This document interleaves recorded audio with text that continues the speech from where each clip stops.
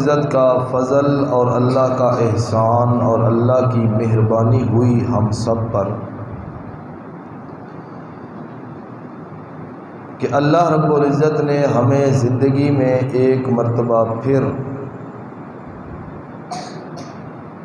رمضان المبارک کی رحمتوں اور برکتوں کو سمیٹنے کا موقع نصیب فرمایا ہے۔ خوش نصیب وہ لوگ ہیں جو رمضان المبارک کے دن اور راتوں کو اللہ رب العزت کی یاد، اللہ کی عبادت، ذکر، اذکار، اللہ رب العزت سے دعائیں کرنے کے اندر گزار رہے ہیں۔ انسان کی سعادت اور خوشبختی ہے کہ انسان رمضان المبارک کا مہینہ پائے، انسان کی زندگی میں رمضان کا مہینہ آئے اور انسان اپنے اللہ سے اپنے لیے مغفرت کا فیصلہ فرما لے۔ اللہ رب العزت انسان کے لیے معافی کا پروانہ لکھ دے، یہ اس آدمی کی سعادت ہے، خوش بختی ہے، خوش نصیبی ہے۔ اللہ رب العزت نے رمضان المبارک کے دنوں میں روزہ فرض کیا اور رات کو نماز تراویح کا حکم دیا تاکہ رمضان کا دن بھی اللہ کی عبادت میں گزرے مومن بندے کا، اور رمضان کی راتیں بھی اللہ رب العزت کی عبادت میں گزریں۔ حدیث مبارکہ میں آتا ہے، نبی علیہ الصلوۃ والسلام فرماتے ہیں قیامت کے دن کا روزہ اور رات کی نماز تراویح، یہ دونوں چیزیں قیامت کے دن اللہ رب العزت کے دربار میں اس بندے کے لیے سفارشی بن کے آ جائیں گی۔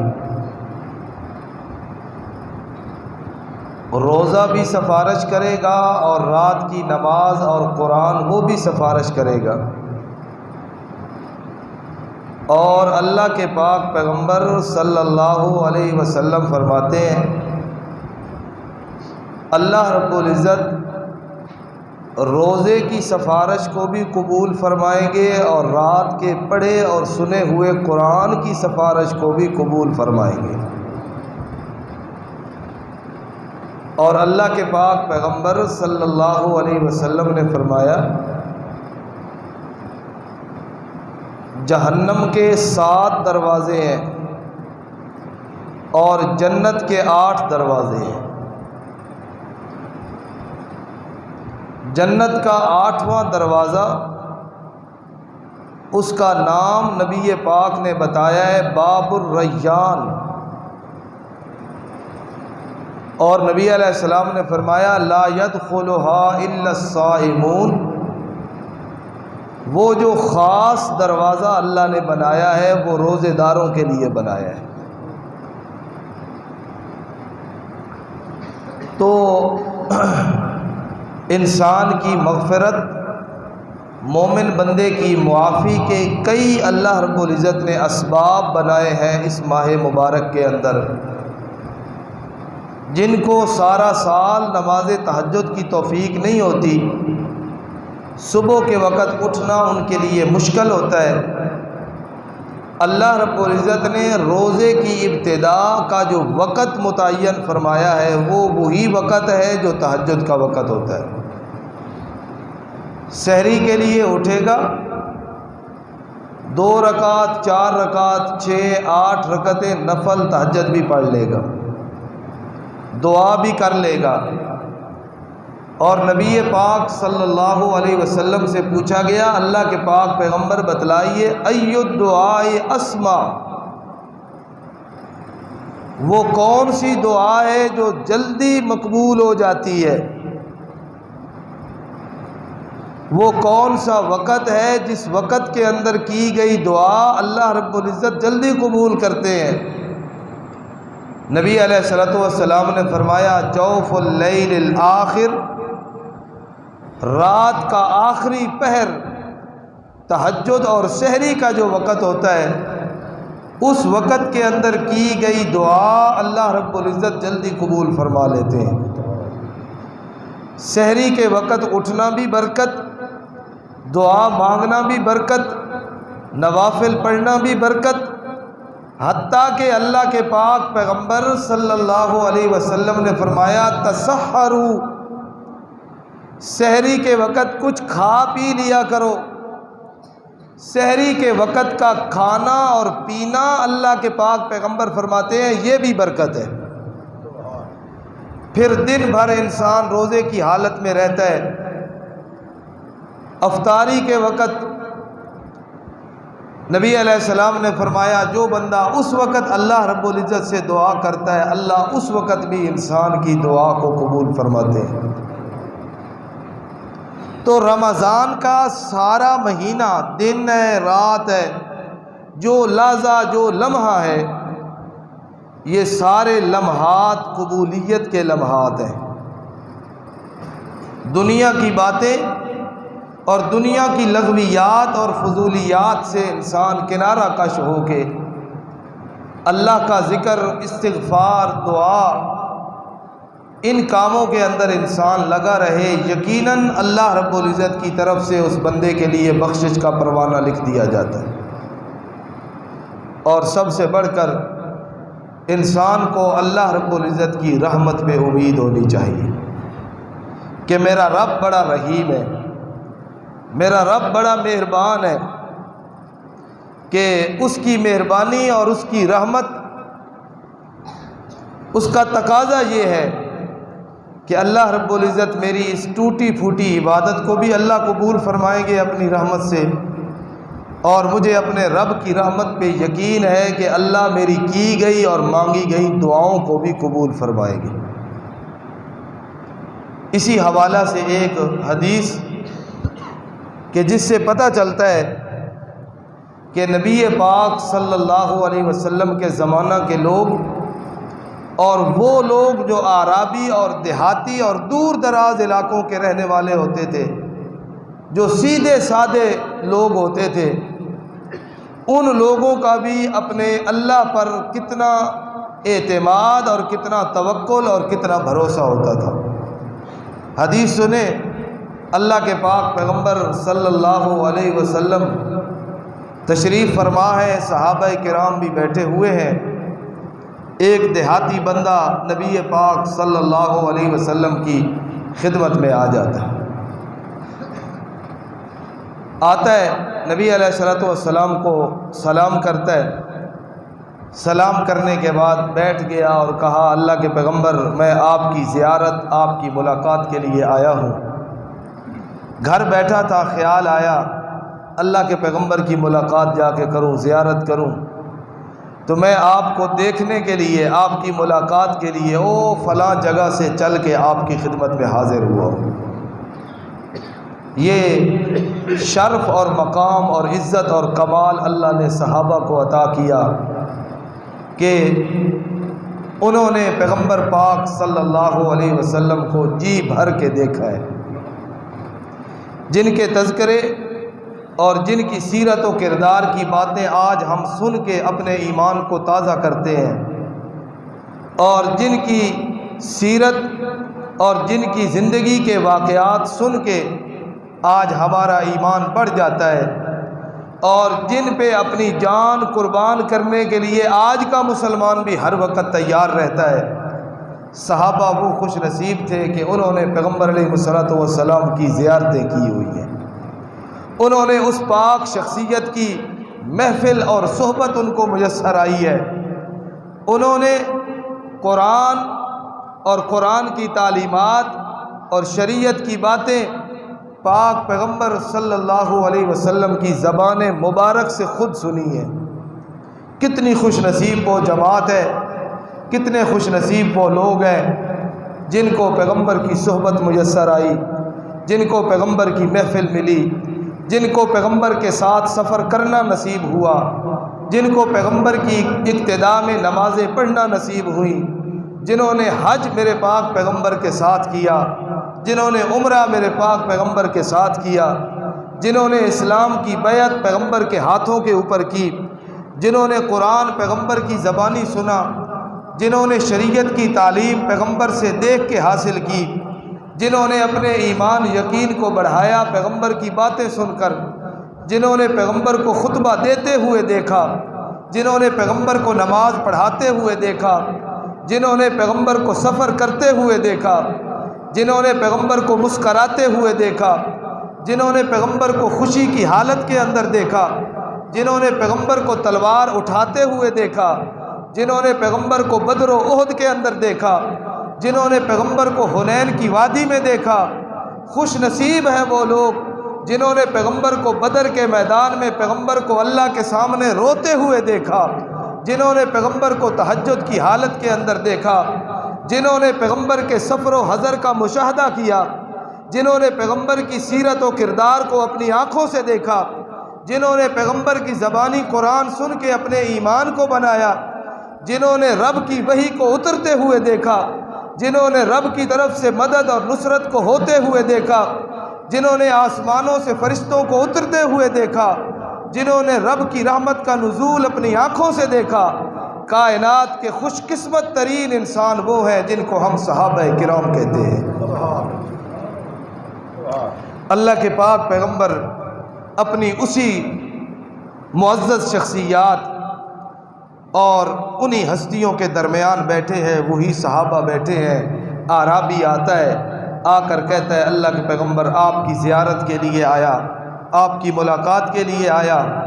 اچھا، اللہ کے پاک پیغمبر ملاقات بھی مقصد ہے، اور کچھ سوالات میرے ذہن کے اندر ہیں، وہ میں نے سوال بھی آپ سے کرنے ہیں۔ نبی علیہ السلام نے کہا ہاں جی پوچھو۔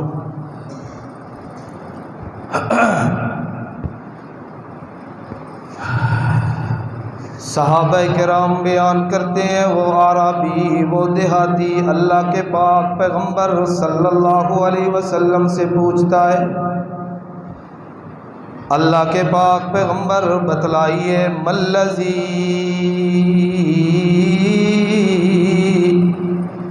یحاسب الخلق یوم القیامہ۔ اللہ کے پاک پیغمبر بتلائیے قیامت کے دن اپنی ساری مخلوقات کا حساب کون لے گا؟ اللہ کے پاک پیغمبر بتلائیے قیامت کے دن سارے انسانوں نے میدان محشر کے اندر جمع ہونا ہے، کھڑا ہونا ہے۔ اللہ کے پاک پیغمبر بتلائیے ملذی یحاسب الخلق یوم القیامہ۔ قیامت کے دن ساری مخلوقات جمع ہوگی میدان معاشر میں، ملذی یحاسب۔ اللہ کے پاک پیغمبر بتلائیے سارے انسانوں کا حساب کتاب کون لے گا؟ اللہ کے پاک پیغمبر فرماتے ہیں اللہ، قیامت کے دن ساری مخلوق کا حساب میرا اللہ لینے والا ہے۔ دوسرا سوال، اللہ کے پاک پیغمبر بنفسہ، اللہ خود لیں گے یا اللہ کے ساتھ کوئی اور بھی ہوگا؟ اللہ کے پاک پیغمبر فرماتے ہیں بنفسہ، اللہ رب العزت خود ساری مخلوق کا حساب کتاب لیں گے۔ اور دن اللہ رب العزت نے مقرر کیا ہے، قیامت کا دن اللہ نے مقرر کیا ہے حساب کتاب کے لیے، جس دن میں نے، آپ نے، سب نے اللہ کی عدالت کے اندر کھڑے ہو جانا ہے۔ اللہ رب العزت نے خود ہماری زندگیوں کا حساب کتاب ہم سے لینا ہے۔ یہ میرے سامنے 30واں پارہ اللہ رب العزت فرماتے ہیں فَأَمَّا مَنْ أُوتِيَ كِتَابَهُ بِيَمِينِهِ فَسَوْفَ يُحَاسَبُ حِسَابًا يَسِيرًا۔ یہ میرے سامنے 30واں پارہ، سورت کا نام سورۃ الانشقاق، اللہ رب العزت فرماتے ہیں فَأَمَّا مَنْ أُوتِيَ كِتَابَهُ بِيَمِينِهِ، قیامت کے دن نام اعمال لوگوں کے تقسیم کیے جائیں گے۔ کچھ بندے ایسے ہوں گے جن کو نام اعمال اللہ کی طرف سے دائیں ہاتھ کے اندر ملے گا، کچھ ایسے لوگ ہوں گے جن کو نام اعمال قیامت کے دن بائیں ہاتھ کے اندر ملے گا۔ دائیں ہاتھ کے اندر جن کو نام اعمال ملے گا، اللہ رب العزت خود فرماتے ہیں فَسَوْفَ يُحَاسَبُ حِسَابًا يَسِيرًا۔ جن کو نام اعمال دائیں ہاتھ کے اندر مل گیا، اللہ رب العزت اس بندے کا حساب کتاب آسان فرما دیں گے۔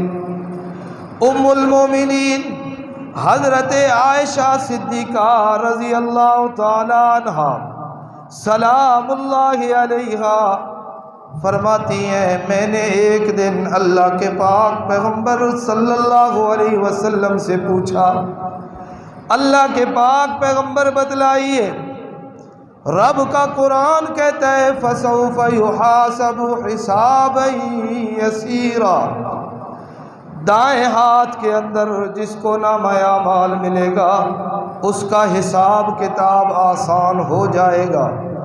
اللہ کے پاک پیغمبر بتلائیے حساب کتاب آسان ہونا اور مشکل ہونا اس کا مطلب کیا ہے؟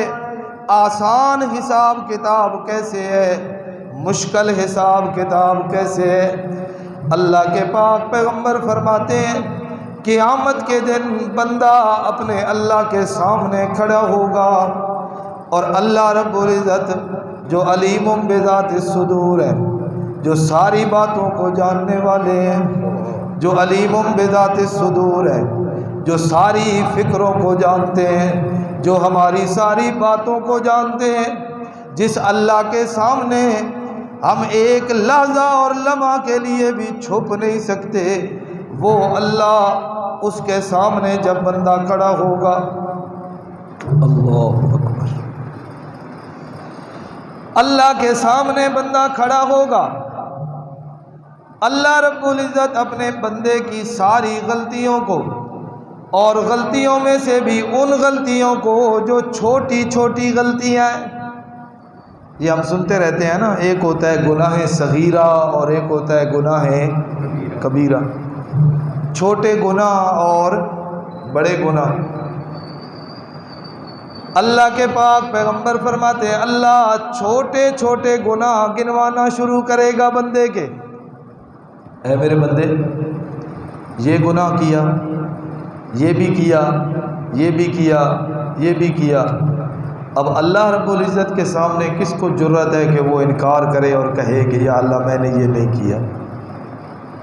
کوئی جرأت ہے کسی کی اللہ کے سامنے وہ انکار کرے؟ اللہ رب العزت کے سامنے وہ کوئی عذر بہانہ لگائے؟ اللہ رب العزت کے سامنے وہ کوئی عذر تراشے؟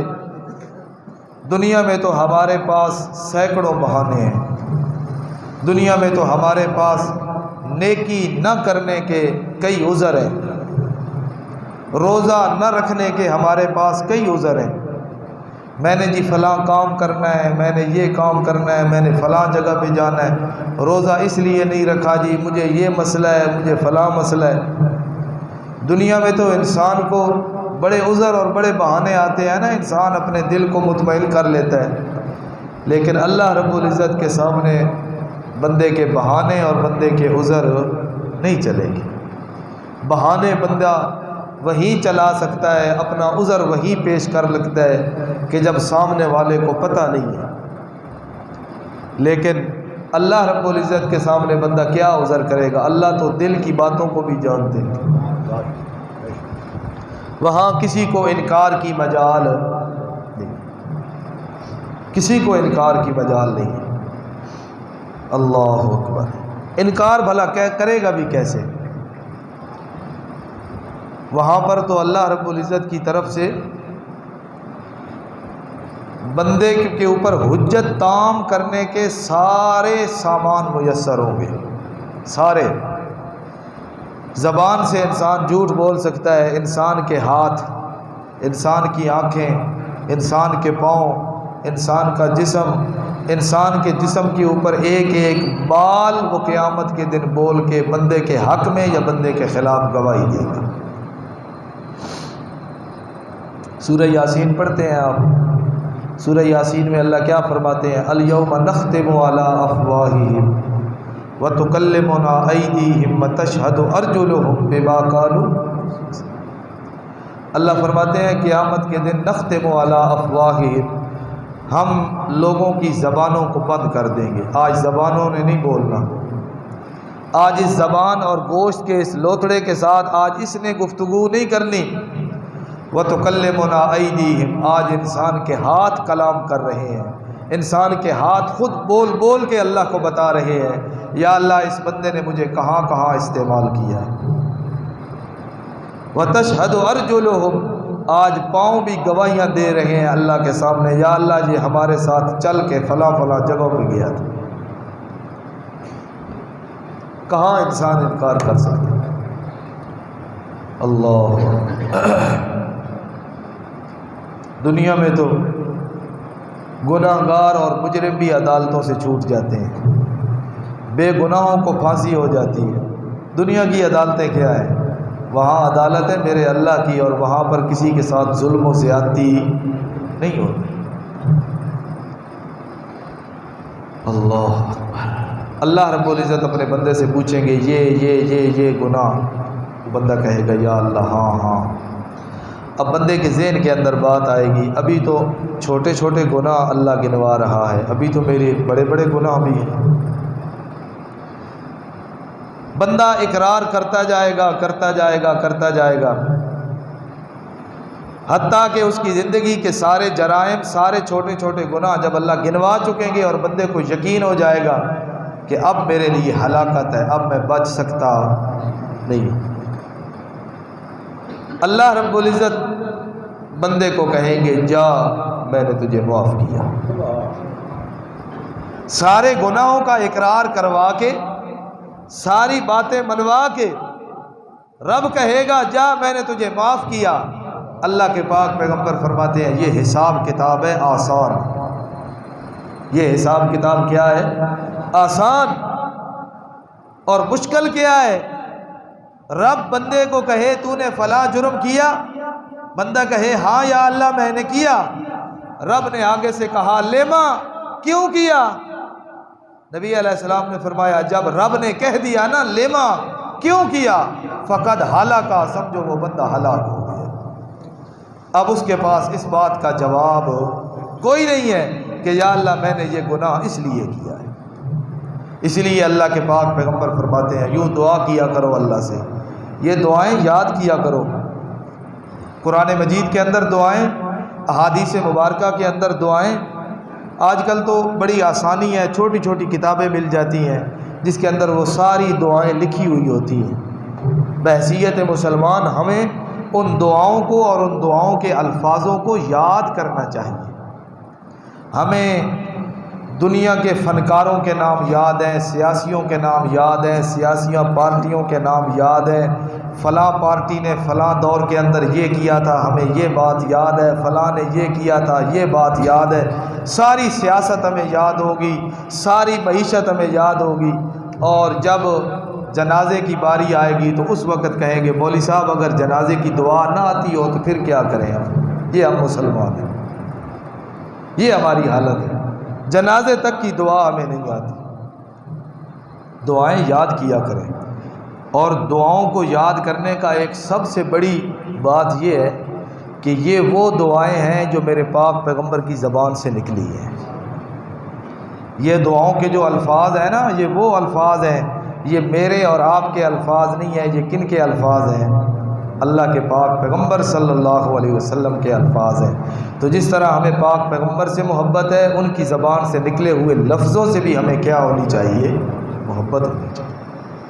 اللہ کے پاک پیغمبر نے اسی لیے دعا سکھلائی ہے اپنے امتیوں کو کہ اے میرے امتیوں، یوں اللہ سے دعا کیا کرو، اللہم حاسبنی حسابا یسیرا، اللہم حاسبنی حسابا یسیرا، اے پروردگار میرا حساب کتاب آسان کرنا، میرا حساب کتاب آسان کرنا۔ اللہ کے پاک پیغمبر صلی اللہ علیہ وسلم فرماتے ہیں رب کے سامنے کھڑے ہو کے ہر بندے نے حساب دینا ہے۔ ترمذی شریف کے اندر حدیث ملتی ہے، اللہ کے پاک پیغمبر فرماتے ہیں لا تزول قدم عبد یوم القیامہ حتی یسأل عن عمرہ فیما افناہ۔ اللہ کے پاک پیغمبر فرماتے ہیں بندہ جب اللہ کے سامنے کھڑا ہوگا، اللہ رب العزت زمین کو حکم دیں گے، زمین بندے کے پاؤں کو پکڑ لے گی۔ بولو اللہ قادر ہے، اللہ رب العزت کیا ہے؟ قادر ہے۔ جو اللہ، جس اللہ نے قارون کو زمین کے اندر دھنسا دیا، جس اللہ نے فرعون کو پانی کے اندر غرق کر دیا، جو اللہ بادلوں سے بارش برسا کے زمین کو زندہ کر لیتا ہے، وہ اللہ اس بات پر بھی قادر ہے کہ بندہ کھڑا ہو اور زمین اس کے پاؤں کو کیا کر لے؟ پکڑ۔ لا تزول قدم عبد، اللہ کے پاک پیغمبر فرماتے ہیں زمین قدم نہیں چھوڑے گی، پکڑ لے گی بندے کے قدموں کو اللہ رب العزت کے سامنے، یہاں تک کہ اللہ کے ان سوالوں کا جب تک بندہ جواب نہیں دے گا زمین قدموں کو چھوڑے گی نہیں۔ پہلا سوال حتی یسأل عن عمرہ فیما افناہ، پہلا سوال اللہ کریں گے عمر کے بارے میں، اے میرے بندے بتا میں نے تجھے عمر عطا کی 50 سال، 40 سال، 60 سال، 100 سال، 100 سے بھی زیادہ، اللہ پوچھیں گے فیما افناہ، اے میرے بندے بتا عمر اپنی کہاں گزار کے آیا ہے، اپنی عمر کہاں گزار کے آیا ہے۔ اس دن ہمیں پتہ چلے گا اللہ کی دی ہوئی یہ زندگی کتنی بڑی اللہ کی نعمت تھی۔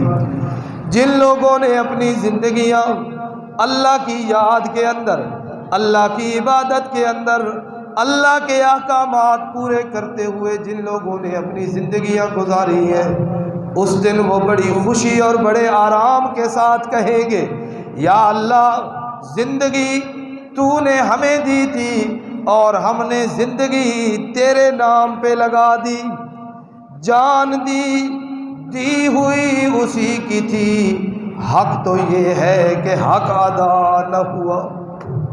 اور وہ بندہ اللہ کو کیا جواب دے گا جس نے ساری زندگی مسجد کا رخ نہیں کیا، جس نے نماز نہیں پڑھی، جس نے روزہ نہیں رکھا، جس نے حلال حرام کا فرق نہیں کیا، جس نے اپنے بیگانے کی عزت کا خیال نہیں کیا، جس نے دھوکہ اور فراڈ کیا، جس نے ساری زندگی جھوٹ کے اندر گزاری، جس نے ساری زندگی بے حیائی اور بدکاری کے اندر گزاری، جس نے ساری زندگی پیغمبر کی سنت کے خلاف کرتے ہوئے گزاری، وہ بندہ اللہ کو کیا جواب دے؟ پہلا سوال ہونا ہے حتی یسأل عن عمرہ فیما افناہ،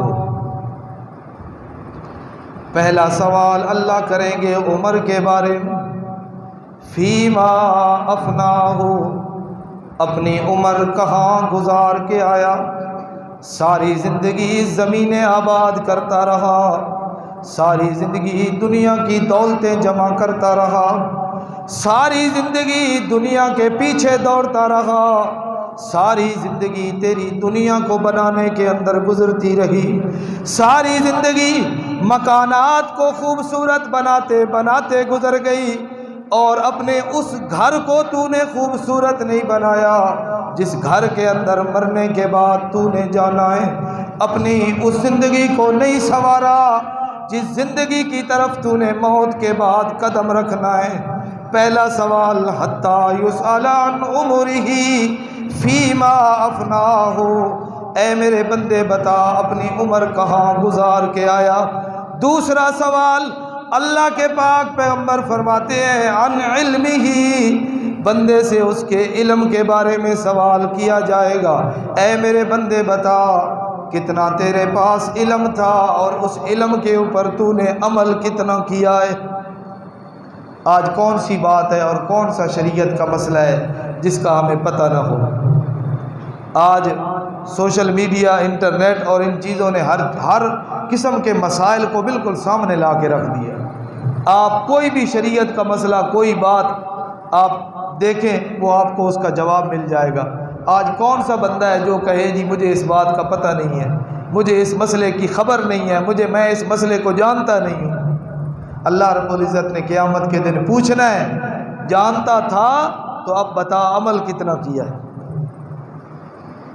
سب سے پہلی چیز نماز ہے۔ نماز، کون سا مسلمان ہے جس کو اس بات کا پتہ نہیں ہے کہ نماز دن میں 5 مرتبہ پڑھنا فرض ہے؟ کوئی ہے بندہ ایسا جو کہے جی مجھے تو پتہ ہی نہیں تھا کہ دن میں 5 نمازیں بھی پڑھنی ہیں؟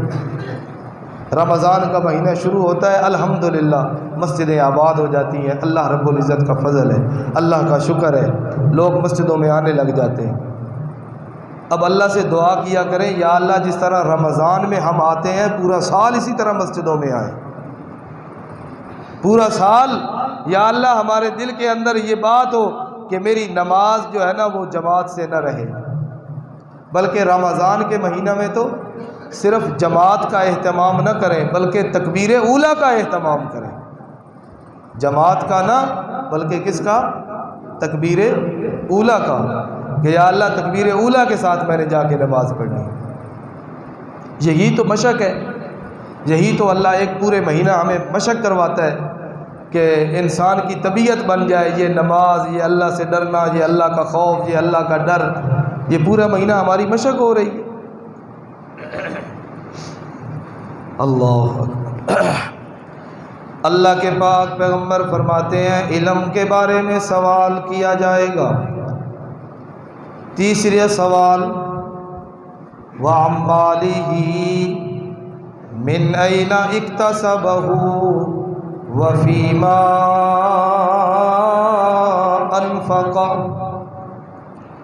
اے میرے بندے بتا یہ دنیا کے اندر تیرے پاس جو مال و دولت تھا، تیرے پاس جو پیسوں کا ڈھیر تھا، تیرے پاس جو بینک بیلنس تھا، یہ جو تو نے زمینیں بنائی ہیں، یہ جو تو نے مربے بنائے ہیں، یہ جو تو نے جائیدادیں جمع کی ہیں، یہ جو تو نے دکانیں بنائی ہیں، یہ جو تو نے دنیا کی دولت کو جمع کیا ہے، دنیا میں تو کوئی پوچھنے والا نہیں ہے، قیامت کے دن اللہ نے پوچھنا ہے من این اکتسبہ، اے میرے بندے بتا یہ کہاں سے کمایا تھا، فیما انفقہ، کمانے کے بعد پھر خرچ کہاں کیا تھا۔ آج تو ہم لوگوں کی زمینوں پہ بھی قابض ہو جاتے ہیں، لوگوں کی دولت کو بھی ہضم کر لیتے ہیں، لوگوں کے حقوق کو بھی چھین لیتے ہیں، کوئی پوچھنے والا نہیں۔ زمین کے اوپر قبضہ کر کے ہم کہتے ہیں کون ہے ہم سے لینے والا، کون ہے ہم سے قبضہ چھڑوانے والا، کوئی ہے تو آئے میرے پاس آ کر مجھ سے یہ زمین کا قبضہ لے لے۔ قیامت کے دن رب نے پوچھنا ہے اے میرے بندے بتا دنیا میں تو پوچھنے والا کوئی نہیں تھا، آج میں اللہ پوچھ رہا ہوں مجھے بتا من این اکتسبہ وفیما انفقہ، کمایا کہاں تھا، لگایا کہاں تھا۔ اور اللہ کے پاک پیغمبر فرماتے ہیں آخری سوال کیا جائے گا بندے سے وعن جسمہ، انسان کے جسم کے بارے میں اللہ پوچھیں گے، اے میرے بندے میں نے تجھے طاقتیں دی تھی، میں نے تجھے قوا دیے تھے، میں نے تجھے قوتیں دی تھی، میں نے تجھے جسم دیا تھا، اپنی جوانی، اپنی طاقت، اپنا شباب، اپنی ہمتیں، اپنا جسم تو اپنے کن کاموں کے اندر خرچ کر کے آیا ہے؟ اللہ کے پاک پیغمبر فرماتے ہیں بندہ جب تک ان سوالوں کے جواب نہیں دے سکے گا، رب کے سامنے سے وہ بندہ ہل بھی نہیں سکے گا۔ اب اپنے گریبان میں ہر بندہ خود جھانک لے کہ کیا میں ان سوالوں کے جواب اللہ کو دے سکتا ہوں؟ اللہ نے پوچھا ہم سے تو ہم کیا اللہ کو ان سوالوں کا جواب دے سکتے ہیں؟ اللہ، ہاں جی، حدیث میں سنا رہا تھا، اللہ کے پاک پیغمبر صلی اللہ علیہ وسلم سے وہ دیہاتی بندہ پوچھتا ہے، اللہ کے پاک پیغمبر ملذی یحاسب الخلق یوم القیامہ، قیامت کے دن مخلوق کا حساب کون لے گا؟ اللہ کے پاک پیغمبر فرماتے ہیں اللہ، اللہ لے گا۔ دوسرا سوال بنفسہ، اللہ نے خود لینا ہے یا اللہ کے ساتھ کوئی اور بھی ہوگا؟ اللہ کے پاک پیغمبر فرماتے ہیں نا بنفسہ، اللہ نے خود لینا ہے۔ اللہ نے کیا لینا ہے؟ اب آپ کی توجہ ہے؟ توجہ ہے آپ کی؟ جن کی توجہ ہے ذرا اونچی آواز سے ایک مرتبہ سبحان اللہ کہہ دیں، ایک دفعہ پھر کہہ دیں، ایک دفعہ پھر کہہ دیں۔ اب آپ اس دیہاتی کا استدلال دیکھیں اور اس کی دین کے بارے میں سمجھ دیکھیں۔ یہ دو سوال جب اس نے کیے نا، حساب کون لے گا؟ نبی علیہ السلام نے کہا اللہ۔ اس نے کہا اللہ نے خود لینا ہے یا اللہ کے ساتھ کوئی اور بھی ہوگا؟ نبی علیہ السلام نے نہ اللہ نے خود لینا ہے۔ اب آگے دیہاتی نے کہا، حدیث کے الفاظ ہیں، دیہاتی کہنے لگا نجونا ورب الکعبہ، رب کعبہ کی قسم میں کامیاب ہو گیا، رب کعبہ کی قسم میں کامیاب ہو گیا۔ نجونا ورب الکعبہ، رب کعبہ کی قسم میں کامیاب ہو گیا۔ اللہ کے پاک پیغمبر صلی اللہ علیہ وسلم پوچھتے ہیں اس دیہاتی سے، یہ کہہ کے وہ دیہاتی مسکراتا بھی ہے، ہنستا بھی ہے۔ اللہ کے پاک پیغمبر فرماتے ہیں لمل ابتسام، مسکرانا کس بات پر؟ کس بات پہ تو مسکرا رہا ہے؟ کس بات پہ تو ہنس رہا ہے؟ کیسے تیری نجات ہو گئی؟ وہ دیہاتی کہتا ہے اگر اللہ نے لینا ہے حساب کتاب تو اللہ کی صفت ہے، اللہ رب العزت کریم ہے۔ اللہ کیا ہے؟ کریم ہے، بخشنے والے ہیں، اور کریم بندے کی، کریم ہستی کی یہ صفت ہوتی ہے، الکریم اذا قدر عفا، الکریم اذا قدر عفا، سخی بندہ، کریم بندہ، جود و سخا والا بندہ۔ دنیا کے اندر بھی یہ دستور ہے، جو سخی بندہ ہوتا ہے اذا قدر، جب کوئی غلطی کرنے والا مجرم اس کے ہاتھوں میں آ جاتا ہے، جب کوئی مجرم کے اوپر اس کا دست قدرت آ جاتا ہے تو اپنی سخاوت اور کرامت کی وجہ سے وہ اس کو معاف کر دیتا ہے۔ ہمیں یقین ہے ہم مجرم ہیں، ہم اللہ کے عاصی ہیں، ہم نافرمان ہیں، ہم سرکش ہیں، لیکن رب کی سخاوت پہ ہمیں یقین ہے کہ جب ہم رب کے ہاتھوں میں آئیں گے رب بھی معاف کر دے۔ اللہ، آپ اندازہ لگائیں اس دیہاتی کی کتنی سمجھ اللہ تعالیٰ نے اس کو عطا کی۔ الکریم اذا قدر عفا، کریم جب قادر ہوتا ہے عفا وہ معاف کر دیتا ہے۔ وَإِذَا حَاسَبَ سَامَحَ، اور اگر کوئی سخی بندہ، دنیا کا دستور ہے، حاسبہ وہ حساب کتاب کرنے پہ آ جائے، معافی نہیں، حساب کتاب، اذا حاسب، حساب کتاب کرنے پہ آئے، اور ہو سخی، ہو کریم۔ دنیا کا دستور بھی ہے سامح، وہ اس دوسرے بندے کی رعایت کرتا ہے، اس کے ساتھ نرمی کرتا ہے، اور اللہ کی ذات بھی کریم ہے۔ اللہ رب العزت کی مرضی بغیر حساب کتاب کے رب معاف کر دے، اور اگر اللہ حساب بھی کرے تو رب کی کرامت اور سخاوت پہ مجھے یقین ہے، رب ہمارے ساتھ بے انصافی نہیں کرے گا، رب ہمارے ساتھ اپنی رحمت والا معاملہ کر کے ہمارے ساتھ اپنی خصوصی رحمت اور رعایت کرے گا، رعایت کرے گا، مجھے اللہ پہ یقین ہے۔ جب اس اعرابی نے یہ کہا نا، صحابہ حیران ہو گئے۔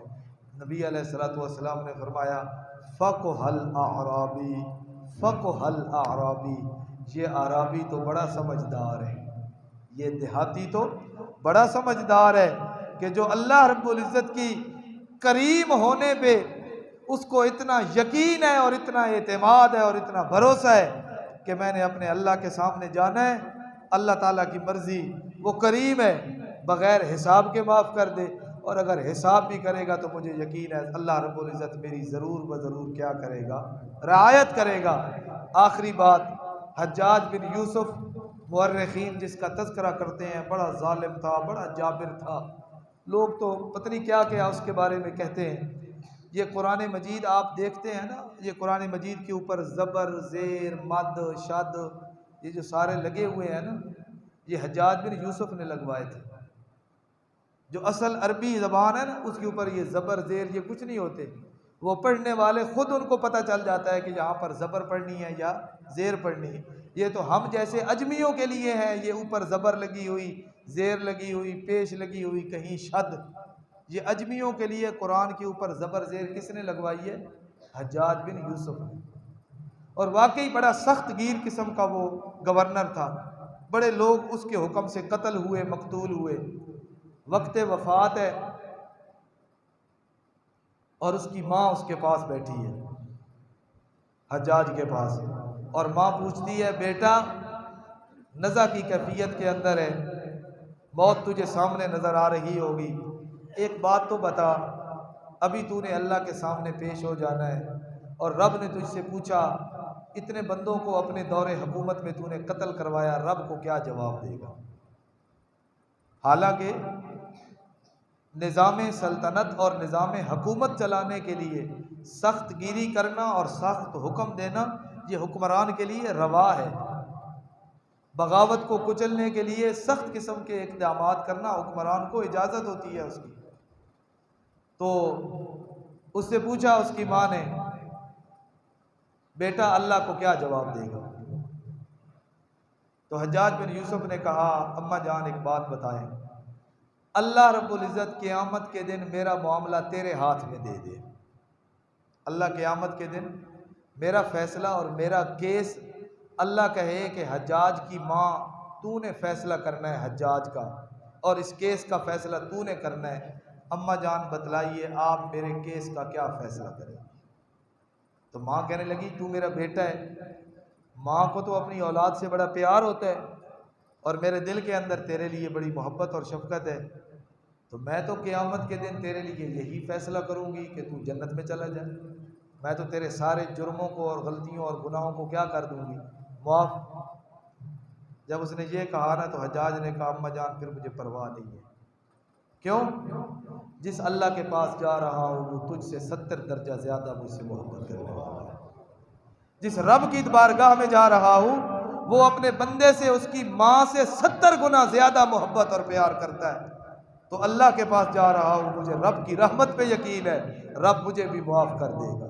تو اللہ تعالیٰ سے دعا کریں اللہ نظریہ عقیدہ کی اللہ حفاظت فرمائے، ایمان کی حالت میں ہمارا خاتمہ ہو، کلمہ پڑھتے ہوئے ہماری موت آئے، جب کلمہ پڑھتے ہوئے موت آئے گی ایمان کی حالت میں آئے گی تو پھر غلطیوں کو اور کمیوں کو اللہ تعالیٰ اپنی رحمت سے خود بھی معاف فرما دیں گے۔ اللہ پاک عمل کی توفیق عطا فرمائے۔